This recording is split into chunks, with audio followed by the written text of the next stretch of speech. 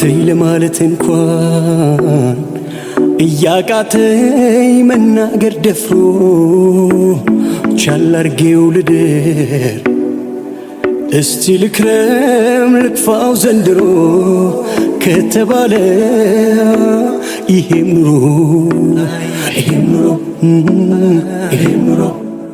ለመርሳት ለመራራቅ እሷን ብሎ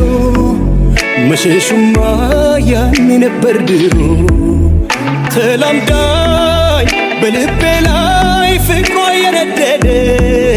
የት ይኬዳል ዛሬ ከረፈደ መክረም እንጂ ችሎ ይሄ ኑሮ